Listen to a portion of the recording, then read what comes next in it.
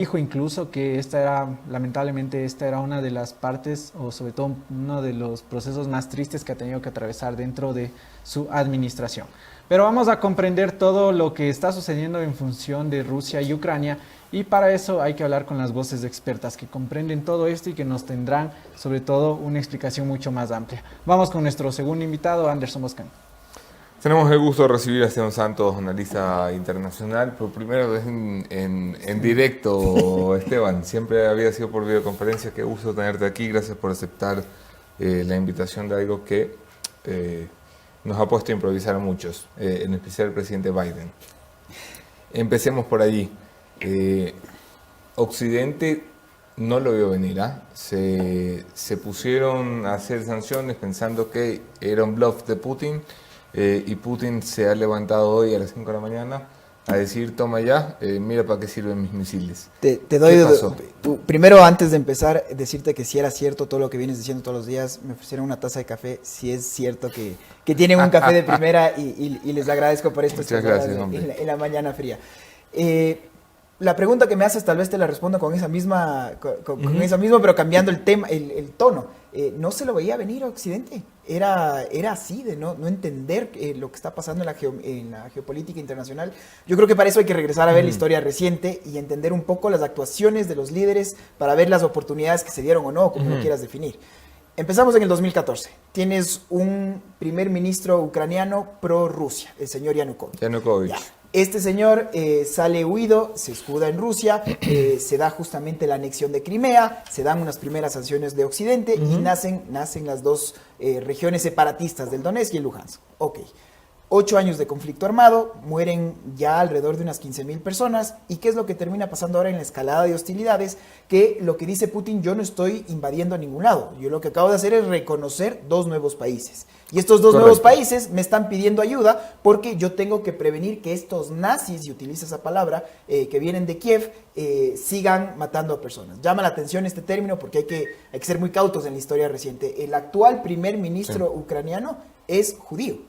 Y esto es un tema que yo creo que para la memoria reciente de la humanidad, no se diga la europea. Y además, el actual, disculpa, te corto porque lo acaba de decir hace pocas horas, pero el actual ministro ucraniano le ha dicho hoy al mundo que Putin, al igual que los nazis, comenzaron los primeros bombardeos en la madrugada en la Segunda Guerra Mundial, ha escogido la madrugada para actuar como cobarde. Palabras sexuales del primer ministro. Y empieza esta guerra de información. La diferencia es que ahora tú escoges a quién creerle y ahora tienes información en tiempo real. Entonces, si ustedes que hacen este esfuerzo profesional de regresar a ver todas las posturas, claro, hay que prender la televisión estatal rusa para regresar a ver lo que es una operación militar táctica. Hombre, además la tenían muy jodida porque venían burlándose todos los medios prorrusos de, con memes y de todo la lo decisión demás. de no invadir. Claro. Yo digo, ¿cómo van a hacer estos periodistas ahora para justificar la acción militar? Esteban, ¿por qué? Es la gran pregunta que tienen muchos. Entonces, ¿por qué Putin decide hacer lo que hizo? Una respuesta formal es que Putin dice, yo no puedo tener a mis vecinos que colinden con la OTAN. Okay. Entonces, desde ahí empezábamos la historia. Entonces, Ucrania funcionaba como este buffer entre Occidente y Oriente. Ok, se dan estos acuerdos de Minsk. ¿Quién es el que los viola? Pues evidentemente para mí en esto no hay que poner los puntos sobre las is. Si yo tengo un ejército que tengo alrededor de 200.000 tropas ya, eso es el 80% de todo el ejército ruso que se encuentra en este momento ahí. Occidente, me hacías igual esta pregunta, bueno, ¿qué está esperando para actuar? Occidente no quiere actuar. Recordemos lo que fue esa salida tan catastrófica de Afganistán, el precio, el costo que les costó. Llega un presidente Biden a decir, nosotros otra vez no somos el policía del mundo, pero sobre todo esta guerra se tiene que acabar. Sale él unilateralmente, queda mal parado con sus socios de la OTAN, con sus socios europeos, y se queda desquebrajado justamente esta alianza. Y ahora eso se lo vio como una oportunidad por parte de Putin, que ya se veía venir esto. Entonces, ¿con quién me siento en negociaciones directas? Pues con China. Y el momento en el que yo me siento con China llego a un primer interés. Y con este primer interés es de formar un tema de cooperación en el tema sobre todo del gas, cuando ya sabemos que me van a cortar el grifo los europeos, me quieren cortar sobre todo desde el lado económico, porque se ha hablado solo de sanciones. Nadie quiere hablar de una intervención militar porque nadie quiere volver a revivir lo que está pasando. Vamos a hablar de eso. Permíteme poner en pantalla una imagen que pasa Jefferson Sanguña, que además publicaban hoy las cuentas oficiales del Servicio Exterior ucraniano, las cuentas oficiales del Ministerio de Relaciones Exteriores, la Cancillería ucraniana, un gran Hitler mimando a un pequeño Putin. Esta es la imagen que se está fortaleciendo en Ucrania, que es muy distinta, por supuesto, a la que uno puede ver desde el lado de los medios prorrusos. Y mira, yo creo que aquí lo importante es terminar a ver el rostro humano. Yo escuchaba con mucha atención como ustedes entrevistaban, por ejemplo, a una ecuatoriana que se encuentra en este momento en la zona de conflicto. Hay muchos ecuatorianos que también están en Rusia. Yo tengo un gran amigo que aprovecho mandarle un abrazo, el doctor Estevitan, compartimos el nombre, y él está en Rusia. Y la misma historia, cómo hacen los ecuatorianos que se encuentran en Rusia, que no tienen nada que ver. Este es un posgradista ecuatoriano, el doctor Delgado, que le insisto, le mando un abrazo grande, y él tiene que estar en las mismas situaciones. Él llega para superarse, él llega para tener esta cooperación que se cree en un mundo globalizado y en un mundo en el que queremos vivir todos en paz. Pero mientras todo esto pasa, viene esta campaña, depende a quién le quieras creer. Entonces, a quién le quieras creer, porque los dos quieren usar el discurso de yo soy el Salvador, tanto Occidente como en este caso. Sí. Ya. Entonces, los dos quieren posesionar un En las guerras nunca hay malos, solo los que pierden. Tal cual. Y en la guerra uno sabe cómo entra, pero nunca sabes cómo termina. Entonces, Rusia, al parecer, no termina de entender esto, porque tenemos un presidente que todavía tiene estos sesgos imperiales que quiere regresar a la Rusia de posguerra. También es que Rusia, bajo la Rusia de Putin, quiero decir, siempre ha salido bien de las guerras, ¿no? Definamos. Hombre, que tenía tres semanas Mr. Putin cuando decidió que se cargaba a los chechenos. Te digo definamos porque te estoy hablando del costo de vidas humanas. De Georgia no salió muy mal parado, que pues cuando tuvo que mandar tropas a Siria, pues se cagó de risa del mundo. Es decir, Putin ha sido un tipo siempre jugando a Occidente, me vas a retar, pues allá voy. Y hasta la presente Osetia es una región separatista para el mundo y es un estado independiente para otros, pero está militarizado. Militarizado y controlado 100% por el Kremlin. Lo propio con Crimea, lo que está pasando ahora con esta región del Donbass. Pero está acostumbrado a hacer las cosas y salirse con las suyas Putin. ¿Crees que esta vez va a ser distinto, Esteban? Y eso es expresamente lo que está diciendo el actual primer ministro ucraniano. Bueno, está bien que me ayuden con un tema de sanciones, pero en este momento lo que necesito es una cooperación real. Lo que necesito es una cooperación militar. Y sobre esto todavía los líderes occidentales se empiezan a pasar la pelota. Yo veía el seno de las Naciones Unidas, la conferencia que se daba ayer en altas horas de la noche en el Consejo de Seguridad. Y yo la verdad, si bien lo seguía con mucho interés, sabía que nada podía pasar de ahí. Porque no se puede dar una resolución en el marco del Consejo de Seguridad de las Naciones Unidas. Porque digo que no se puede tan tajantemente porque Rusia tiene poder de veto. Entonces jamás va a aprobar una resolución que vaya en su contra. Ya sabemos que no va a ser por el lado de las Naciones Unidas. ¿Hay una violación flagrante al derecho internacional? Por supuesto que sí. ¿Quiénes van a actuar? La OTAN propiamente no, porque no estamos hablando de un Estado miembro. Por lo tanto, el artículo 5 del tratado no se aplica porque no hay una agresión directa a un Estado miembro. Y eso es lo que se está hablando en este momento. Bueno, entonces seguimos con estos tecnicismos o ¿qué vamos a esperar? Que pase un poco lo que tú estás diciendo, que siga pasando la historia y tenemos a un primer mandatario que sigue creyendo que el Estado es él y que él puede imponer su agenda a discreción y voluntad y con un costo humano inimaginable. Vamos a pasar con Jefferson Sanguña y luego abordamos o profundizamos más en esta acción militar que se empieza a contemplar como una de las opciones. Jeff. Vamos a seguir con la entrevista, pero siempre haciendo una pausa para darles las mejores recomendaciones a todos quienes nos ven desde todas las partes del mundo. Guerra, dejas de dar recomendaciones publicitarias. Está muy bien, muy bien. A las personas que nos ven desde la ciudad de Guayaquil, atentos con la siguiente recomendación. Como pagar una entrada al cine así de fácil, ahora puedes pagar todas tus multas de la ATM. Fácil, rápido y a tan solo un clic. Ingresa a www.atm.gov.es, consulta tus obligaciones pendientes y paga con tu tarjeta de crédito sin hacer filas y sin salir de casa. ATM y la Alcaldía de Guayaquil trabajan por ti. Continuamos con la entrevista. Esteban, muchísimas gracias por haber aceptado y sobre todo por el correteo al último momento que nos llevó precisamente por la coyuntura. Algo que quisiera saber es el rol de Latinoamérica, de América Latina, en función de este conflicto que ya está existiendo entre Ucrania y Rusia. Primero, ¿qué es lo que va a suceder con países, por ejemplo, alineados a Rusia como Argentina, que han mostrado su apoyo? ¿Qué pasa en América Latina en este escenario? ¿Cómo nos deja a nosotros como continente frente a esto? Solo para agregar aquí, pero porque lo vi justo antes de entrar al estudio, hay ya declaración y postura oficial de Cancillería Argentina pidiéndole a Rusia el cese del uso de la fuerza. Eso ya un poco nos deja mirar que amigos, hasta que llega Hasta el que momento de tomar posturas. Bueno, yo siempre he dicho que en el mundo de las relaciones internacionales los estados no tienen amigos, lo que los estados tienen son intereses. Y en esa medida yo siempre he aplaudido, por ejemplo, el pragmatismo de esta actual administración cuando hemos visto cuáles eran los intereses del Ecuador en un tema en salud. En el tema de la diplomacia de las vacunas, pues yo creo que es una nota sobresaliente la que se les llevó el gobierno ecuatoriano. Podíamos sentarnos a conversar con Rusia, con Putin, al final no se llegaron a dar las Sputnik, pero al mismo tiempo yo hablaba con China y hablaba con los Estados Unidos, el que sea que me lo pueda dar. Perfecto, hasta ahí el pragmatismo lo entiendo. Ahora, como decía Dante Alighieri, ¿no? Los círculos del infierno más oscuros están destinados para esos que mantuvieron su neutralidad en crisis morales. Y aquí estamos hablando de un momento de determinación en la paz y el orden mundial. Cuando siempre se habla de que, oye, pero es que esto es un lugar tan alejado, no nos afecta a nosotros como región. Bueno, lo mismo decíamos de un coronavirus. ¿Qué es esto de Wuhan? ¿En dónde queda esto? Y creo que ojalá la historia reciente nos ayude a entender que no es así.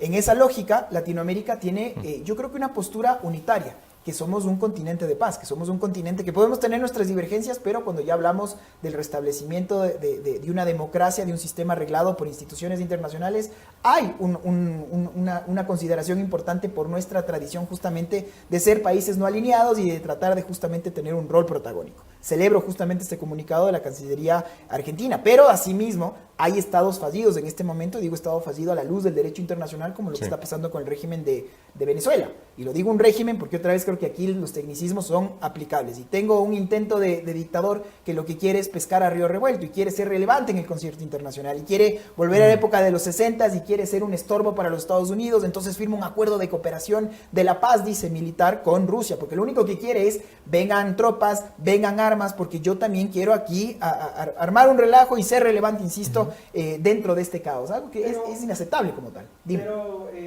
digamos, esta amenaza que realiza Vladimir Putin diciendo a las naciones que se metan en esto en contra de nosotros, absténganse a las consecuencias.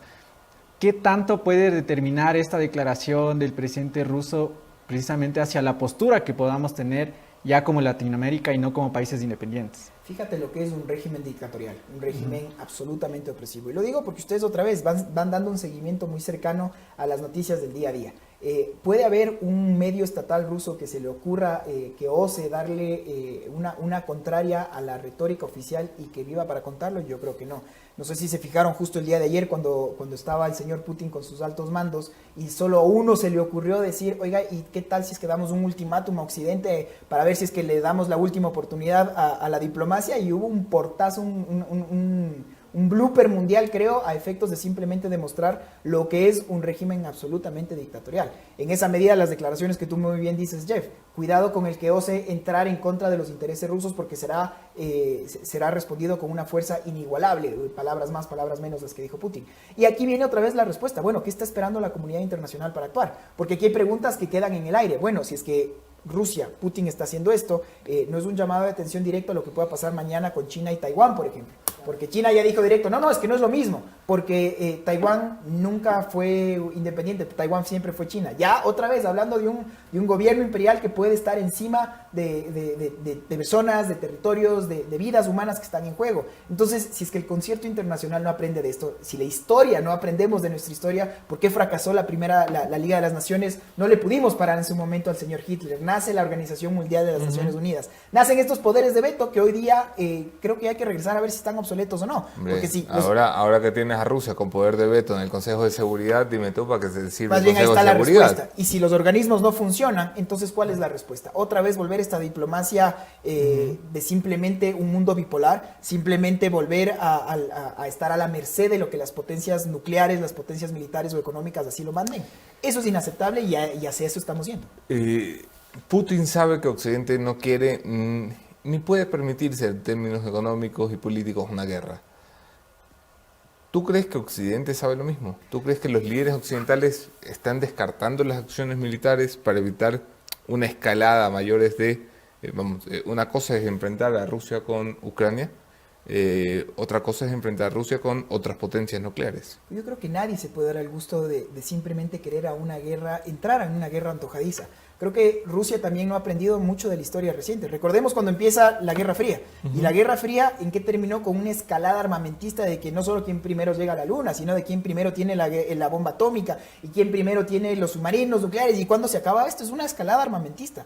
¿Quién le pudo efectivamente la Federación Rusa seguirle el pulso a Occidente, sobre todo a los Estados Unidos? Claro que no, y la historia ya lo demostró, porque económicamente, si bien Rusia ha crecido mucho, no puede compararse con lo que es las economías de los Estados Unidos de Norteamérica y sus socios de la Unión Europea, de los 27, y en este caso también el Reino Unido. Aparte también está Japón, ya está Canadá, Australia, en fin, muchas de las naciones del primer mundo ya han hablado muy claramente sobre esto. Entonces, cuando hablamos de una escalada de hostilidades, yo creo que todos pierden. ¿Quién pierde más? Tal vez es la pregunta. Occidente está muy claro que pierde. Los socios europeos son los que saben que más pierden porque ellos ya vivieron a falta de 1 o 2 guerras mundiales dentro de su territorio y lo único que quieren es prevenir que esto se vuelva a dar. Pero si es que hay esta escalada de las hostilidades, si es que los organismos internacionales no terminan sirviendo para lo que fueron creados y si seguimos todavía a la merced de lo que sea la voluntad de un hombre, el mundo dice, bueno, ¿qué hemos aprendido en todo este siglo? ¿Cómo lees la frase que recogían con preocupación los medios internacionales?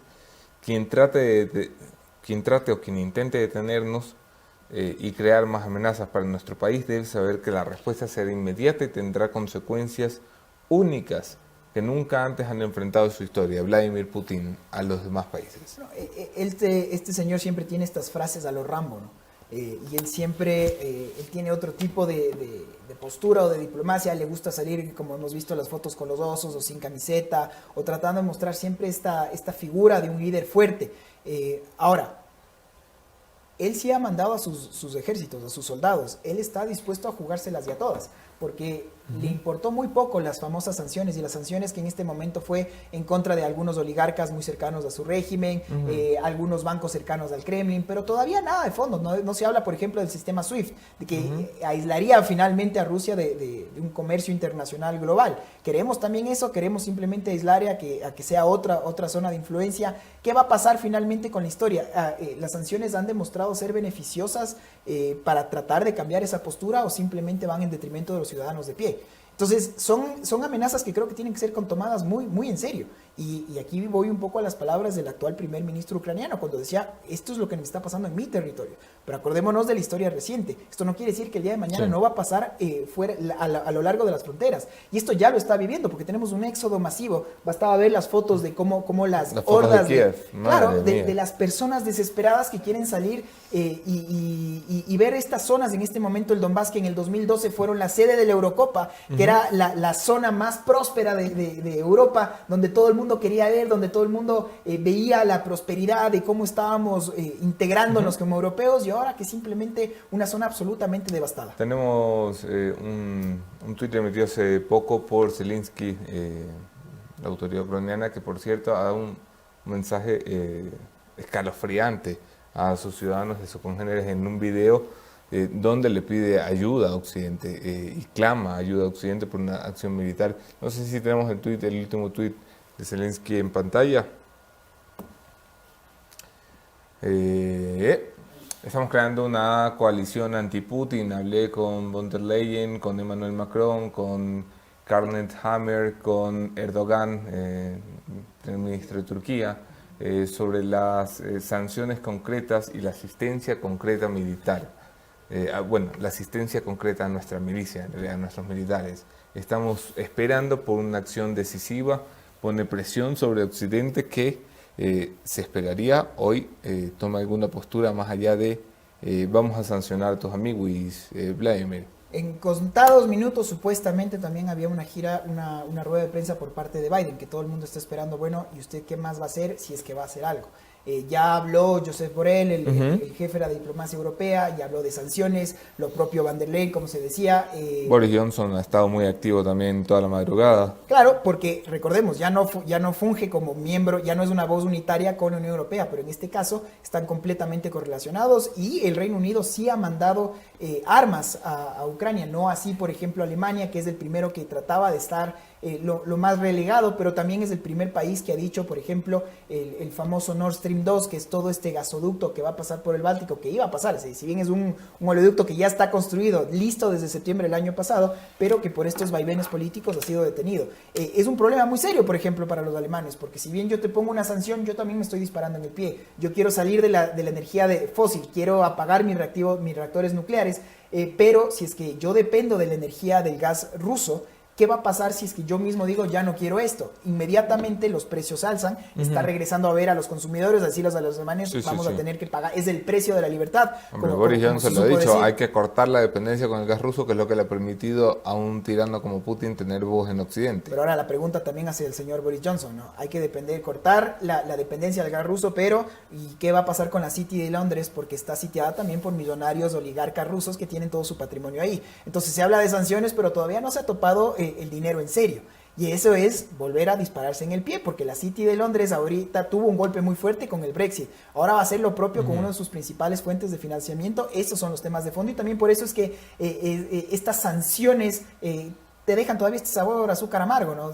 ¿Realmente son concretas? ¿Realmente van a lograr el cometido? ¿O lo que estamos es tratando de escalar y viendo como mientras el uno habla de sanciones, el otro ya está con tanques y armamento? Volvamos a la OTAN. Hablabas antes de que pasáramos con Jeff del artículo 5 del tratado que permite a estas naciones una respuesta militar. Correcto. La OTAN anunciaba una reunión de emergencia para valorar las posibles acciones militares. ¿Tú crees que la conclusión al final del día será nuestro tratado nos impide hacer lo que quisiéramos hacer? Si bien se ha es la dicho excusa? que todas las opciones están sobre la mesa. Ajá. Ahora, ¿qué es lo que Putin siempre dijo? Si es que Ucrania entra a la OTAN, eso es una declaratoria de guerra, porque ustedes en los acuerdos de Minsk dijeron que ustedes no se iban a expandir nunca más. Y esto no se llegó a respetar. No se llegó a respetar por muchos países satélites que formaban parte antes del eje de la Unión Soviética y que ahora están dentro de la Unión Europea. Y que por lo tanto yo tengo también el derecho de poder defenderme. Ese ha sido el discurso formal por parte de Rusia. Entonces, yo creo que en este momento, si es que no hay un respaldo militar, finalmente la postura bélica rusa va a primar. Porque una cosa son las sanciones económicas que ya se las veía venir, por eso es que Rusia ya se fue blindando, tratando de cambiar sus reservas de divisas ya no en dólares, sino en otra moneda, tratando de vender justamente su gas natural ya no a Occidente, sino a China, preparándose un poco para tratar de cortar también lazos con Occidente. Ahora, militarmente, si bien Occidente sigue siendo más fuerte, si Occidente no ayuda, si Occidente está claro que nadie quiere entrar en una guerra, Putin ya lo ha dicho, no solo que ya está ahí, sino que como Jeff nos comentaba, cuidado con el que ose entrar en contra de mis intereses porque va a ver cómo, con la fuerza con la que yo respondo.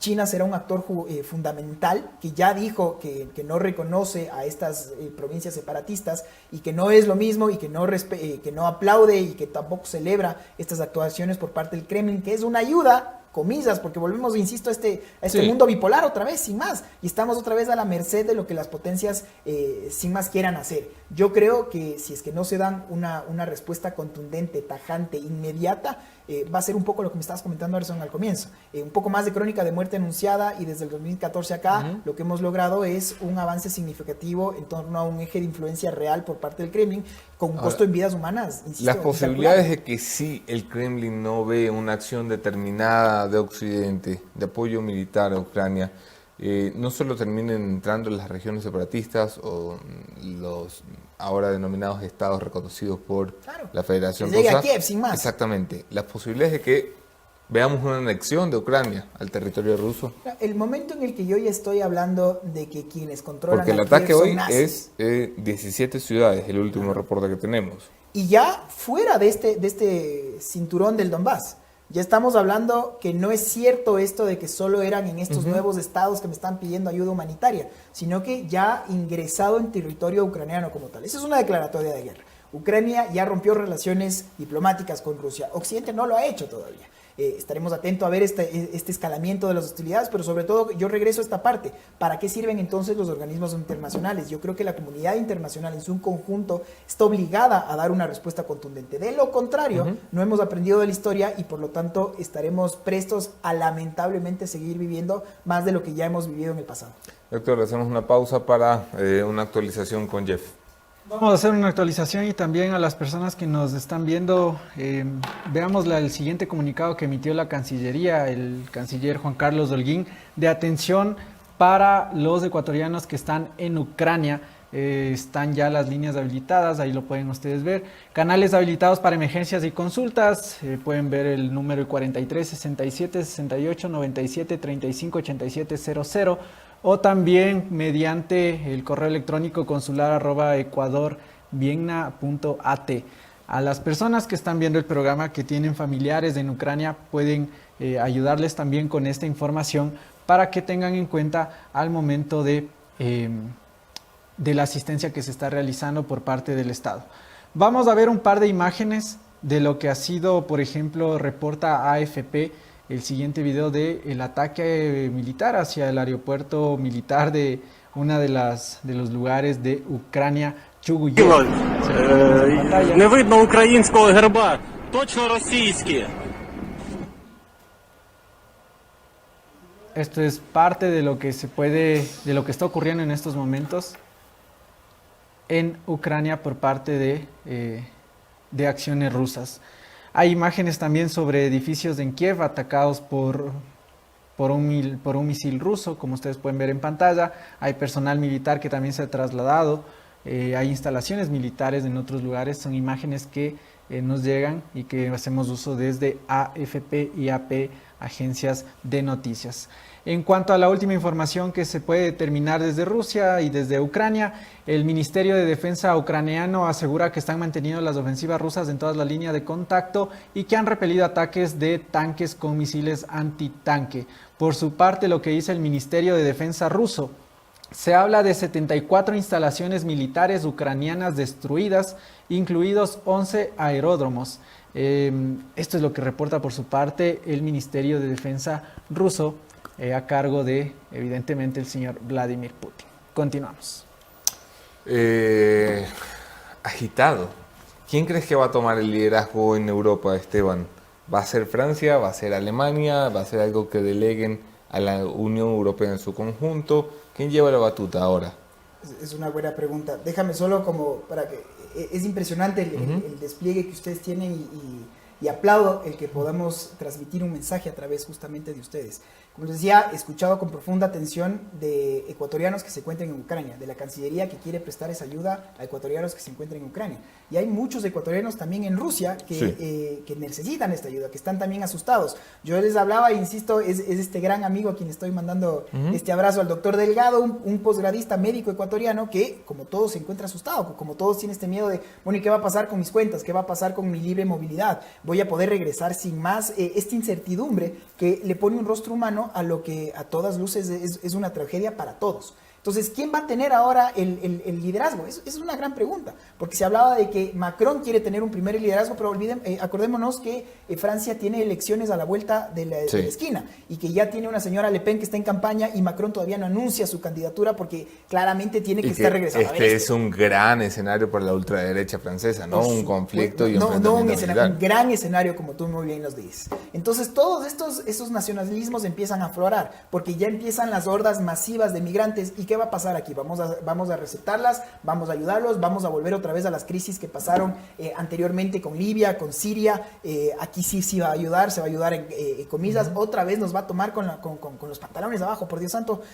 ¿Cuáles las acciones conjuntas que está haciendo la comunidad internacional ante esta crisis humanitaria que a todas luces se va a dar? Aquí no estamos siendo Nostradamus para decirte que el día de mañana la gente va a salir despavorida. Por supuesto que eso va a pasar. Eso es una realidad. Y más que hablar de un liderazgo de una persona, ojalá sean las instituciones las que logren ser lo suficientemente fuertes. Naciones Unidas, claramente, como lo hemos dicho, no lo es. Y no lo es por este bendito poder de veto de quienes ganaron la Segunda Guerra Mundial y la historia escriben quienes ganaron. Ok, pero ¿qué termina pasando entonces si es que las instituciones no logran superar a un nuevo conflicto, a una nueva propuesta inmediata que tiene que responder? De lo contrario, volvemos a más de lo mismo y ojalá estos momentos sirvan justamente para decir lo contrario. O actuamos inmediato, o hay una postura conjunta, o la historia ya ha dicho por dónde van las balas. ¿Qué esperas de la postura del Ecuador? Yo creo que espero si bien el pragmatismo, como decíamos hace un rato, era algo que se lo aplaudía en estos momentos, creo que es muy importante dar un respaldo a lo que ha sido siempre la institucionalidad ecuatoriana, el respeto irrestricto al derecho internacional, al respeto a las instituciones, a la democracia y a la paz. Y por lo tanto creo que Cancillería hoy más que nunca tiene el rol protagónico de posesionar a lo que el país es. Es un país democrático que respeta el derecho y el orden internacional y que por lo tanto tiene que decir las cosas por su nombre. Lo que está pasando en este momento es una invasión por parte del Kremlin y que por lo tanto tiene que ser detenido y tiene que ser condenado con toda la fuerza por parte de la comunidad. El canciller Holguín comunicaba esta madrugada que el canciller de la República, a más de la ayuda que quiere brindar a los ecuatorianos, dos líneas. Rechazamos todo acto bélico que pone en alerta a la población civil, decía el canciller Holguín esta madrugada. Empieza a haber una toma de postura, al menos hasta donde se puede mirar en Carondelet, evidentemente cautelosa, precavida, no escandalosa, para intentar decir el Ecuador va a tener una posición si el conflicto llega a escalar, igual que la tuvimos en la Segunda Guerra Mundial. El Ecuador no ha sido nunca un país tibio y de neutralidad. Le declaramos la guerra al Japón en su momento, recordemos. Sí, tiene que haber estado cagado de miedo de Japón, ¿no? Porque en ese momento nosotros sí éramos sin más, votábamos conforme lo que eran los lineamientos del eje de influencia que lo teníamos. Sí. Nace este movimiento de los no alineados y demás precisamente por esta idea de poder visibilizar una postura independiente de países que no se estaban disputando o yo soy pro Estados Unidos o yo soy pro la federación, la URSS como tal. Pero si es que el movimiento de los no alineados no se entiende justamente con esta única voz y voto, y si no aprovechamos de un sistema arreglado a través del orden internacional, del derecho internacional, pues entonces una vez más estamos simplemente a lo que fueron las épocas antes de la Primera Guerra Mundial, cuando ni siquiera existían organismos internacionales y eran simplemente los imperios los que se peleaban el control a su merced. Eso es lo que está pasando en este momento. Ese entonces va a ser la suerte de Taiwán. Eso es lo que le va a terminar pasando a todas estas regiones separatistas. Simplemente me sirves en la medida en la que sirvas a mis intereses directos y seas un títere de lo que yo te ordene. Los organismos entonces no pueden actuar, no van a hacer nada más. Y si es que estas sanciones al último lo único que van a afectar es a la persona de casa. Vamos, dependiendo cómo termine esto, Pekín pone un pie en Taiwán mañana, pero mañana mismo. Que no sea así. Hacemos una pausa, pasamos sin Jeff. Vamos a seguir con más, pero siempre llevando las mejores recomendaciones. Recuerden que para que sigan todo el contenido de La Posta, para que puedan realizar sobre todo una información y puedan recibir de mejor manera la información, tienen que acompañarla del mejor café. Y cuando de café se trata, Anderson Boscan siempre les tiene una excelente recomendación. Ya lo ha dicho Esteban Santos, sí café, no solamente decimos que es el mejor café, sino que es el mejor café. Por cierto, a mí sí me pueden reemplazar el café, lo agradezco. ¿Tú quieres otro cafecito, Esteban?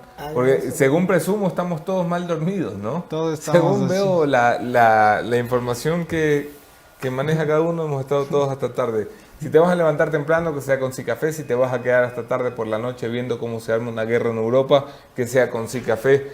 Bueno, olor, buen sabor, el mejor café del Ecuador. Bien, continuamos. Para las personas que nos están siguiendo cada mañana, igual el siguiente mensaje para ustedes. Siente el respaldo de un auditor externo que brinde valor en tu gestión Ecovis y su red internacional de firmas. Está comprometida con la calidad de su servicio y promueve las buenas prácticas en la emisión de informes financieros. Ecovis está acreditado ante todos los organismos de control. Sus contactos ya lo pueden poner también y lo pueden hacer hacia ellos. Finalmente, para las personas que están buscando asegurar su hogar, recuerden que tienen que hacerlo con los mejores. Y cuando se trata de los mejores, se trata de Valley Security. No salgas sin asegurar tu hogar. Mantén la seguridad de tu familia y patrimonio en tus manos. Valley Security te ofrece una gran variedad de cámaras de seguridad de alta gama y con los mejores precios. Visítalos en www.valleysecurity.com. Vamos a ver un par de imágenes más que nos ha ayudado. ¿Ok? De eso empezar a cerrar la conversación con Esteban para que pueda cumplir el resto de compromisos de la agenda. Igual entiendo que está ya en estudio nuestra tercera invitada esta mañana. Si nos ponemos aquí a apostar, ¿qué crees que va a pasar en los siguientes días? ¿Qué te late, Esteban? Que el Congreso de los Estados Unidos va a presionar mucho al señor Biden a que tome una postura mucho más crítica. pero al mismo tiempo no quiere sacrificar un solo soldado norteamericano por todo lo que ha sido estos despliegues de fuerza internacionales. Va a haber ayuda militar concreta, va a haber ayuda militar por parte, insisto, de los norteamericanos, pero no sé si soldados. Me reservo ese beneficio de inventario. Creo que lo propio va a pasar con los europeos y en la medida en la que no se dé una ayuda militar concreta, el Kremlin va a seguir avanzando. Esto no es un tema de los ciudadanos rusos, que yo creo que todo el mundo finalmente quiere paz y por eso me quedo con ese mensaje del primer ministro ucraniano cuando hablaba, aparte de su discurso inclusive en ruso, que esto no tiene nada que ver con pueblos que han sido hermanos, que tienen una cultura conjunta y que muchas veces formaron parte de un mismo territorio como tal. Esta es una guerra creada simplemente por caprichos de quienes ostentan el poder y que todavía tienen este sentir del imperialismo histórico, que todavía se sienten y quieren volver a estos fervores pasados que no le hacen nada bien a nadie. Que nunca salieron de la década de los 40. George Bush, por cierto, acaba de referirse, el expresidente George W. Bush, o sea, Bush hijo, acaba de referirse al conflicto, lo ha calificado como la crisis de seguridad más grave del continente europeo desde la Segunda Guerra Mundial y ha dicho, no podemos tolerar el acoso autoritario y el peligro que plantea Putin para el mundo. Esteban, gracias por acompañarnos, un tema difícil, complicado, seguramente hablaremos mucho porque de seguro no será un tema que se acabe ni hoy ni mañana. Honrado estar aquí, un placer. Muchas gracias. Encantado. Esteban, muchísimas gracias. Queremos agradecerte por haber estado esta mañana y por